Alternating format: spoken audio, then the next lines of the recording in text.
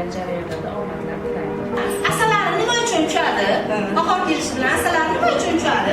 Chunki asalari gullardan shirin olish uchun tushadi. Bitta matnda o'qib eshittiradi va o'sha matn asosida savollar beradi. Bu savollarga o'quvchilar savollarni topish uchun g'oyalarni yig'ish kerak, topish kerak va qaysi voqeada nimalarni bog'lash kerak bir-biri bilan. Shularni ishtirok etish kerak. Ona tili darslarida tanqidiy fikrlash ko'nikmalarini shakllantirish uchun qanday usullardan foydalanish ahamiyatli? Boshlang'ich sinf ona tili darslarida o'quvchilarni matn tuzish orqali tanqidiy fikrlashga o'rgatishda mana insert metodi, suhbat metodi, rasmlar asosida matn tuzish metodlari, ma'lumotlar. Ya'ni ma'lumot beryapmiz. Bor.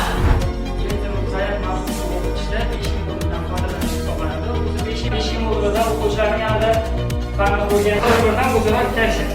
Bunga sabab nima? Ya'ni qog'oz parchalarini o'ziga tortyapti-yu, nega ikkovini biz agar choy matoga yoki sochimizga ishlaganimizda bir-biridan ikkilashyapti? Bu ikkilaganimizda bo'ling harakati, ya'ni elektr ko'z bilan ko'ramiz. Mavzuyingiz elektr zaryad mavzusini o'qishda 5 modeldan foydalanish ekan. Siz qo'llash bosqichida elektr zaryadni qayerlarda qo'llanishini aytib bering. Yo'nalishida sizlarga dars tushuntirib beraman. Hop, elektr zaryadi bilan ko'rdik tajribalar davomida. Demak, biz uni qo'l bilan ushlay olmaymiz, lekin tana a'zolarini asqatish mumkin. Endi bularda o'quvchilar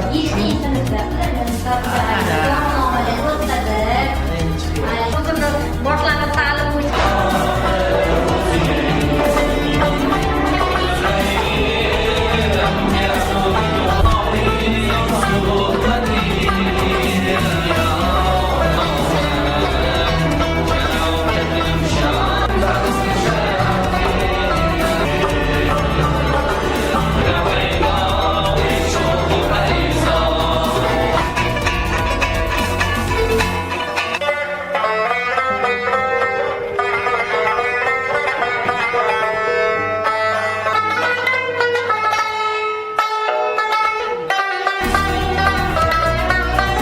Bugun pedagogika mahorat markazida 100 soatlik o'quv kursini tamomladik. Men bugun malaka oshirish kursini yakunlab imtihon topshirdim. Bu yerda olgan 1 oylik bilimimizni maktabimizga borib yosh avlodga chiroyli qilib o'rgatamiz, xudo xolasa. Juda ko'p ustozlardan bilim sirlarini o'rgandik.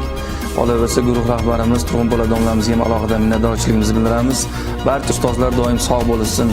Ilohim vatanimiz gullab yashnasin.